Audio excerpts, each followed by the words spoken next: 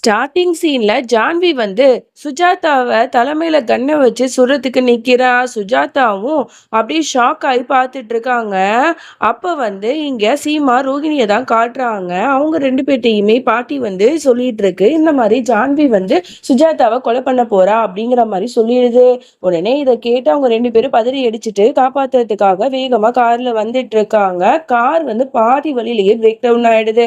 என்ன பண்றதுன்னு தெரியாம ஒரு வழியா கோயிலுக்கும் போயிடுறாங்க. அங்க போனா எல்லாருமே குடும்பத்துல இருக்கிறவங்க எல்லாரும் சாமி கும்பிட்டுட்டு ரொம்ப சந்தோஷமா இருக்காங்க. அப்ப பெரிய பாட்டிட்ட போயிட்டு சீமா சொல்லிடுறா, இந்த மாதிரி சுஜாதா அம்மா வந்து எங்க போனாங்க அப்படின்னு சொல்லிட்டு. அவங்க வந்து பத்வாஜ் வீட்டுக்கு தான் போயிருக்கா அப்படிங்கிற மாதிரி சொன்ன உடனே எல்லாரும் வாங்க, அவங்களுக்கு ஆபத்து அப்படின்னு சொல்லிட்டு ஒன்னா அங்க போறாங்க. இங்க வந்து ஜான்வி வந்து ரொம்ப கோவமா கத்துறா, எதுக்கு இப்படி பண்ணீங்க, உங்களாலதான் என் குடும்பம் இந்த அளவுக்கு சின்ன பின்னமா இருக்கு, ஒண்ணு நான் கொல்லாம விட மாட்டேன் அப்படின்னு சொல்லிட்டு துப்பாக்கி எடுத்து சுடுறதுக்காக போறா. டக்குன்னு சுஜாதா வந்து அவளை அப்படியே தள்ளி விட்டுறாங்க. கையை துப்பாக்கி கீழே விழுந்துருது. இந்த பாருமா, புரிஞ்சுக்க, நான் ஒன்னும் அவளை மோசமானவ கிடையாது, நீ என்ன தப்பா புரிஞ்சுக்கிட்ட அப்படிங்கிற மாதிரி எவ்வளவு சொல்ல பாக்குறாங்க. ஆனா மறுபடியும் ஜான்வி அந்த துப்பாக்கியை எடுத்துட்டு இவங்களை குறிப்பாத்து சுரத்துக்கு போறா. அப்ப கரெக்டான நேரத்துல சீமா அப்புறம் மொத்த குடும்பமும் அந்த இடத்துக்கு வந்துடுது. ஜான்வி நிறுத்து அப்படிங்கிற மாதிரி பயங்கரமா கத்துறாங்க. முடியாது, நான் நிறுத்த மாட்டேன், நான் ஜெயிலுக்கு போனாலும் பரவாயில்ல, இவங்களை கொலை பண்ணிட்டு தான் போவேன் அப்படின்னு சொல்லிட்டு அவ ரொம்ப பிடிவாதமா இருக்கா. அப்பதான் வந்து சீமா ஒரு உண்மையை போட்டு உடைக்கிறா. அவங்கதான் உன்னோட அம்மா அப்படின்னு சொல்லிட்டு கத்துறா. உடனே இதை கேட்டு ஒட்டுமொத்த குடும்பமும் அதிர்ச்சி ஆகுது. ஜான்வியும் என்ன உளறீங்க அப்படின்னு சொல்லிட்டு அதிர்ச்சியாகி கேட்குறா. உடனே ரோகிணியும் சொல்ல ஆரம்பிக்கிறா, இந்த மாதிரி அக்கா சொல்றது உண்மைதான், உன்னோட பாட்டியை பார்க்கறதுக்காக நாங்கள் போலீஸ் ஸ்டேஷனுக்கு போயிருந்தோம். அப்போ வந்து அவங்க ஒரு உண்மையை சொல்லிட்டாங்க, சுஜாதா அம்மா தான் உன்னோட உண்மையான அம்மா அப்படின்னு சொல்லிட்டு நடந்த விஷயத்த காட்டுறாங்க.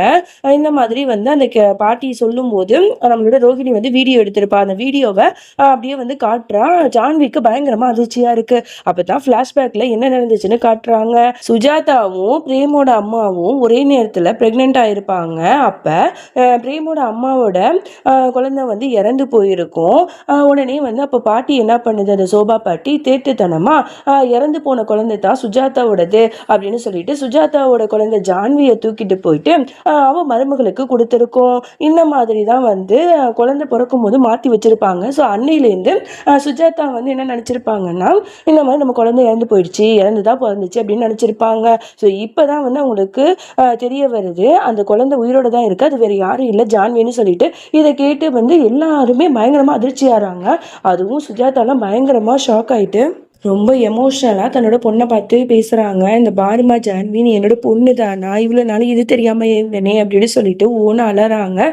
உடனே வந்து ஜான்விக்கு வந்து ரொம்ப கோவம் வருது. விடுங்க, நான் ஒன்றும் உங்களோட பொண்ணு கிடையாது, இவங்க ரெண்டு பேரும் சொல்கிறதுனால நான் இதெல்லாம் நம்ப நினச்சிங்களா, நான் நம்ப மாட்டேன், இது உண்மையே கிடையாது அப்படின்னு சொல்லிட்டு கோவமாக அங்கேருந்து வேகமாக ஓடி போயிடுறா. போய் ஒரு டாக்ஸியில் போய் ஏறி உட்காந்துக்கிறா. உடனே வந்து போகும்போது டக்குன்னு நம்மளோட ரோஹிணி வந்து தடுத்து நிறுத்துறா. ப்ளீஸ் ஜான்வி, புரிஞ்சுக்க, நாங்கள் உண்மையை தான் சொல்கிறோம், நாங்கள் பொய் சொல்லலை, உன் சோபா பாட்டி தான் இந்த உண்மையை சொன்னாங்க அப்படின்னு சொல்லிட்டு எவ்வளோ புரிய வைக்கிறா. ஆனால் ஜான்வி வந்து கேட்குற மாதிரியே தெரியல. ரொம்பவே பிடிவாதம் பண்ணிட்டு இருக்கா. அங்கேருந்து போயிடுறா. இங்கே வந்து ஜெயிலில் தான் காட்டுறாங்க. அந்த சோபா பாட்டியை வந்து யாரோ பெயில் எடுத்துடுறாங்க போல. ஸோ அதனால அந்த பாட்டியை வெளில வந்துட்டு காரில் வந்து எங்கேயோ போயிட்டு இருக்கு. அதோட ஒரு இடத்துக்கு போய் நிற்கிது. அங்கே பார்த்தா அந்த சக்தி இருக்காருல்ல, அவர் வந்து நிற்கிறாரு. வந்து நின்று ரெண்டு பேரும் பேசிகிட்டு இருக்காங்க. நீ எதுக்குடா இங்கே வந்த அப்படின்னு சொல்லிட்டு இங்கே பாட்டியும் வந்து கேட்டுட்டு இருக்கு. உடனே அந்த இடத்துக்கு சீமா ரோகிணி வந்துட்டு, நீங்க வசமா மாட்டிக்கிட்டீங்க, இனிமே உங்களால தப்பிக்க முடியாது அப்படிங்கிற மாதிரி சூழ்நிலை. உடனே சக்தி வந்து அங்கேருந்து எஸ்கேப் ஆக பாக்குறாரு. பின்னாடி திரும்பி பார்த்தா போலீஸ் வந்து கையும் களவுமா அவங்கள பிடிச்சிருது. ரெண்டு பேரையும் அரெஸ்ட் பண்ணி அப்படியே வந்து கூட்டு போ பாக்குது. அப்போ ஒட்டுமொத்த குடும்பமும் அங்க வந்துடுறாங்க. எல்லாருமே சக்தி உயிரோட இருக்கிறத பார்த்துட்டு பயங்கரமா அதிர்ச்சியாறாங்க. அப்பதான் வந்து கேக்குறாங்க, எதுக்கு இவ்வளவு பெரிய விஷயத்த மறைச்ச, சக்தி வந்து இறந்துட்டானே, ஏன் எங்க மேல பழி போட்ட அப்படிங்கிற மாதிரிலாம் கேட்கும்போது அப்பதான் அந்த சோபா பட்டி சொல்லுது, ஏன்னா வந்து உன் மேல எனக்கு அப்பயிலிருந்து ஒரு பொறாமை இருந்தது, எப்பவுமே வந்து எங்களை விட நீ தான் வந்து உயர்ந்தவ மாதிரி இந்த உள் உலகம் எல்லாமே வந்து பேசும். அது மட்டும் இல்லாம என் பிள்ளையும் வந்து பார்ட்னர் தானே இருந்தான், அவனுக்கு என்ன சொத்து பத்தை கொடுத்தீங்க, எப்பவுமே வந்து எங்களை தள்ளி வைக்க தானே பண்ணீங்க, உங்களை பழி வாங்கணும்னு நினைச்சேன், அதனாலதான் இப்பெல்லாம் பண்ண அப்படின்னு சொல்லிட்டு இந்த சோபா பாட்டி எல்லாத்தையும் சொல்லிட்டு இருக்கு. போலீஸும் வந்து இதுக்கப்புறம் வந்து உங்களை இருக்க வைக்க மாட்டோம் அப்படின்னு சொல்லிட்டு கூட்டிட்டு போயிடுறாங்க. அப்ப ஜான்வி வந்து, "பாட்டி நில்லுங்க பாட்டி. எனக்கு ஒண்ணுமே புரியல. நான் சக்தி அப்பாவோட பொண்ணு தானே. இவங்க என்னென்னமோ சொல்லிட்டு இருக்காங்க. என்னால நம்ப முடியல. நீங்க சொல்லுங்க." அப்படிங்கிற மாரி கேட்கும்போது, கடைசியில இந்த சோபா பாட்டி வாயால உண்மைய ஒத்துக்குது. "ஆமா, நான் வந்து உண்மைய தான் சொன்னேன். நீ வந்து சக்திக்கு பொறந்த குழந்தை கிடையாது. சுஜாதாக்கும் ராஜேந்திரனுக்கும் பொறந்த குழந்தை தான். நான் தான் மாத்தி வச்சேன்." அப்படிங்கிற மாரி சொல்லிடுது. இது வந்து கேட்ட உடனே ஜான்விக்கு மனசு உடைஞ்சு போயிடுது. அதோட இவங்கள அரெஸ்ட் பண்ணி கூட்டு போயிடுறாங்க. அப்புறம் தான் ஒருத்தருக்கு ஒருத்தர் பார்க்குறாங்க. பார்த்தா ஜான்விய காணோம். எங்க போனான்னு தெரியலையே அப்படின்னு சொல்லிட்டு ஒருத்தருக்கு ஒருத்தர் போய் தேடுறாங்க. ஜான்வி ஒரு மரத்தடிக்கு கீழே உட்காந்து அழுதுட்டு இருக்கா. கரெக்டாக அந்த இடத்துக்கு பிரேம் போயிட்டு சமாதானப்படுத்துறான். எதுக்கு அழுற? அதான் நான் இருக்கல்ல அப்படின்னு சொல்லிட்டு. அப்பதான் வந்து அந்த இடத்துக்கு சித்தார்த்து வந்து, இந்த பாரு உனக்கு ஒரு அண்ணன் கிடையாது. என்னையும் சேர்த்து 2 அண்ணன் வந்து உனக்கு இருக்கும் அப்படிங்கிற மாதிரிலாம் சொல்லிட்டு இருக்கான். அதோட வந்து சுஜாதாவும் வந்துடுறாங்க. இந்த மாதிரி வந்து என்னோட செல்ல பொண்ணு மணி, நீங்க வந்து என்னை எவ்வளோ வந்து காயப்படுத்தியிருந்தாலும் அது எனக்கு பிரச்சனையே இல்ல. இவ்வளோ வருஷத்துக்கு அப்புறம் நீ எனக்கு கிடைச்சது வந்து நான் அந்த கடவுளுக்கு தான் நன்றி சொல்லணுங்கிற மாதிரிலாம் ரொம்ப எமோஷ்னலா பேசுறாங்க. ஒட்டுமொத்த குடும்பமும் நம்மளோட ஜான்விய வந்து அவங்களோட குடும்பத்துல ஒருத்தவங்களா ஏத்துக்கிறாங்க. வீட்டுக்கும் வந்து அழைச்சிட்டு போறாங்க. அப்போ வந்து மனோரஞ்சனி பாட்டி வந்து, "நில்லுங்க, நான் போய் ஆரத்தி எடுத்துட்டு வரேன்" அப்படின்னு சொல்லிட்டு ஆரத்தி எடுத்து நம்மளோட ஜான்விய வந்து ரொம்ப சந்தோஷமா வெல்கம் பண்றாங்க.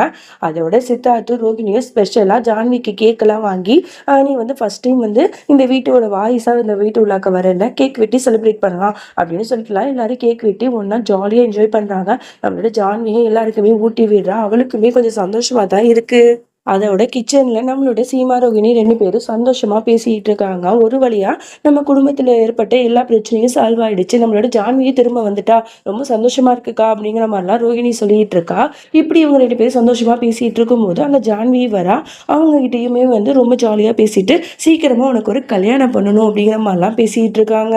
சரி, நான் வந்து ஹாஸ்பிட்டல் போறேன் அப்படின்னு சொல்லிட்டு ஜான்வி அங்கேருந்து கிளம்புறா. அங்க ஹாஸ்பிட்டல்ல வந்து யாரோ ஒருத்தவனை காட்டுறாங்க. அவன் என்னன்னா ட்ரீட்மெண்ட் எடுக்காம ரொம்ப வந்து அடமெண்டா இருக்கான். எல்லாத்தையும் போட்டு உடைக்கிறான். உடனே எல்லாரும் பதறி அடிச்சுட்டு, "ஜான்வி சிஸ்டர் சீக்கிரமா வாங்க, அங்க ஒருத்தவன் ரொம்ப வந்து பைத்தியக்காரத்தனமா இருக்கான். அவனை கண்ட்ரோல் பண்ணவே முடியல" அப்படின்னு சொன்னோன்னே ஜான்வி அந்த இடத்துக்கு போறான். அப்பதான் அவனோட ஃபேஸை காட்டுறாங்க. இவன் யாரு அப்படின்னா, இவனோட பேரு விஜய்.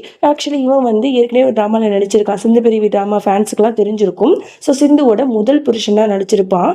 ஸோ அதனால இந்த ட்ராமா வந்து இனிமே இன்னும் கொஞ்சம் இன்ட்ரெஸ்டா இருக்கும். இவனுமே இந்த ட்ராமால ஒரு பார்ட்டா இணைய ஆரம்பிச்சுட்டான். உடனே அவனை பார்த்துட்டு, "இந்த பாருங்க, இந்த மாதிரிலாம் இருந்தீங்கன்னா அவன் நல்லா இருக்காது" அப்படின்னு சொல்லிட்டு ஜான்வி வந்து அவனோட அந்த கோவத்தை எல்லாத்தையுமே ஒரே ஆளா நின்று அடக்கிடுறா. இவனுக்கு வந்து செம்மையா கடுப்பாவுது. யாரா அவங்கிற மாதிரியே பார்த்துட்டு இருக்கான். அப்புறம் சொல்றான், "நான் எவ்வளோ பெரிய பணக்காரன் தெரியுமா?" அப்படின்னு சொல்லிட்டு உடனே ஜான்வி சொல்றா, "இந்த ஹாஸ்பிட்டல் உள்ளாக்க வந்ததுக்கப்புறம் நீ பெரிய பணக்காரனா இருந்தாலும் சரி, ஏழையா இருந்தாலும் சரி, அதெல்லாம் நாங்க பார்க்க மாட்டோம். எல்லாருமே எங்களுக்கு ஒண்ணுதான்." அப்படிங்கிற மாதிரிலாம் சொல்லிட்டு போயிடுறா. இவனுக்கு செம்மையா கடுப்பாகுது. "யார்ரா இவ? ரொம்ப ஓவரா பண்றாளே!" அப்படின்னு சொல்லிட்டு. அதோட இங்க ஹாஸ்பிட்டலுக்கு சீமா அப்புறம் வந்து பிரேம் எல்லாருமே வராங்க. வந்து இந்த மாதிரி பவியையும் அவளோட குழந்தையையுமே வந்து நல்லபடியா வீட்டுக்கு அழைச்சிட்டு போக தான் வந்திருப்பாங்க. அதோட அவங்க போயிடுறாங்க.